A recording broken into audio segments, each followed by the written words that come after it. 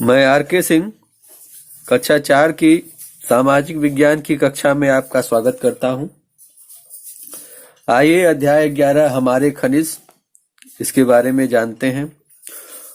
हम अपने दैनिक जीवन में चांदी, लोहा, तांबा, सोना आदि धातुओं की बनी वस्तुएं देखते हैं। ये सभी पदार्थ जमीन के अंदर बहुत गहराई से खोदकर निकाले जाते हैं। जमीन खोदकर निकाले जाने वाले सभी प्राकृतिक पदार्थों को खनिज कहते हैं। इन खनिजों को निकालने के लिए जमीन में बहुत गहरे गड्ढे खोदे जाते हैं। इन गड्ढों को खान कहते हैं। हमारे देश में भी खनिजों के भंडार हैं। इनमें से कुछ प्रमुख खनिज इस प्रकार हैं। सबसे पहले लोहा के बारे में जानते हैं। लोहा एक बहुत ही महत्वपूर्ण खनिज है। इसके बिना किसी भी उद्योग की कल्पना नहीं की जा सकती। लोहे का उपयोग सुई, कैंची, चाकू, रेलगाड़ी, रेल की पटरियां आदि अनेक वस्तुओं से लेकर मकान, पुल, बांध इत्यादि बनाने में किया जाता है। हमारे देश में लोहे के विशाल भंडार हैं।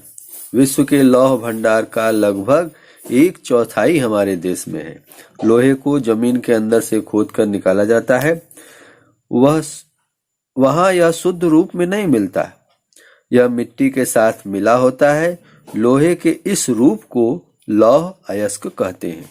हमारे देश में लोहे की अधिकतर खानें बिहार, उड़ीसा, झारखंड, मध्य प्रदेश, कर्नाटक, आंध्र प्रदेश तथा गोवा में हैं। इनमें से झारखंड में स्थित सिंहभूमि तथा उड़ीसा में मयूरभंज की खानें सबसे बड़ी हैं। लौह अयस्क को कारखानों में शुद्ध करके लोहा तथा इस्पात बनाया जाता है। भिलाई, दुर्गापुर, राउरकेला तथा जमशेदपुर में लौह तथा इस्पात के बड़े बड़े कारखाने हैं। इसके बाद अगला खनिज कोयला के बारे में जानते हैं। कोयला ऊर्जा का प्रमुख स्रोत है। कोयले का उपयोग मुख्य रूप से बड़े बड़े कारखाने चलाने में होता है। लौह इस्पात कारखानों में लौह अयस्क को पिघलाने के लिए कोयले का ही उपयोग होता है। कुछ घरों में खाना बनाने के लिए ईंधन के रूप में भी इसका उपयोग किया जाता है। हमारे देश में कोयले की अधिकतर खानें बिहार, झारखंड, उड़ीसा, पश्चिम बंगाल, छत्तीसगढ़, महाराष्ट्र और आंध्र प्रदेश में हैं। पश्चिम बंगाल में रानीगंज तथा झारखंड में झरिया की खानें भारत की प्रमुख कोयला खानें हैं। इसके बाद अगला खनिज हम पढ़ते हैं खनिज तेल। खनिज तेल आज के दौर में ऊर्जा का प्रमुख स्रोत बन चुका है। कोयले तथा लोहे की तरह ही तेल को भी भूमि के अंदर से निकाला जाता है। इसे खनिज तेल कहते हैं।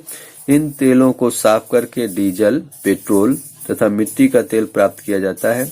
मिट्टी के तेल का उपयोग घरों में ईंधन के रूप में होता है, जबकि पेट्रोल तथा डीजल वाहनों को चलाने के लिए उपयोग में लाया जाता है।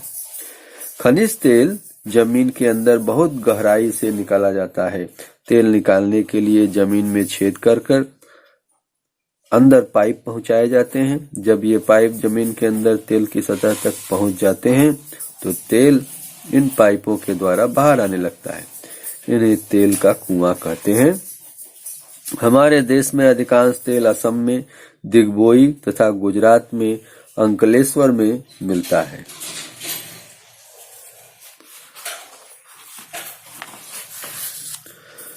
हमारे देश में मुंबई के पास बॉम्बे हाई में समुद्र तल के नीचे से भी तेल निकाला जा रहा है।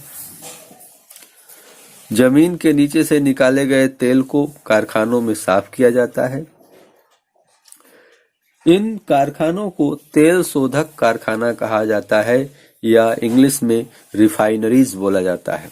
गुवाहाटी, बड़ोदरा, बरौनी, मुंबई, चेन्नई, हल्दिया और मथुरा में तेल शोधक कारखाने अर्थात रिफाइनरीज हैं।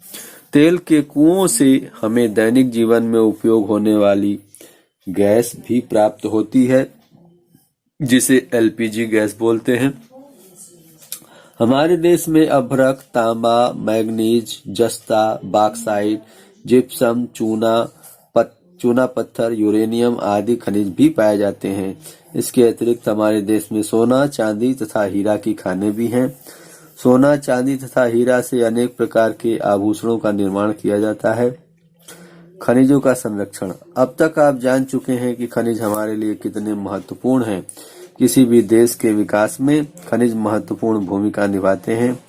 जिस देश में जितनी ज्यादा मात्रा में खनिज पाए जाते हैं, उस देश का विकास भी उतनी ही तेजी से होता है। लेकिन इनके साथ ही हमें यह भी ध्यान रखना चाहिए कि खनिजों को भूमि के अंदर बनने में सैकड़ों हजारों वर्ष लग जाते हैं। जैसे जैसे हम इन्हें निकालते हैं, वैसे वैसे इनकी मात्रा कम होती जाती है। इसलिए हमें इनका उपयोग बहुत ही सोच समझकर करना चाहिए। इसी के साथ यह पाठ पूर्ण होता है। हम आपको अगले लेक्चर में मिलेंगे। आप हंसते रहें, मुस्कुराते रहें। जय हिंद, जय भारत।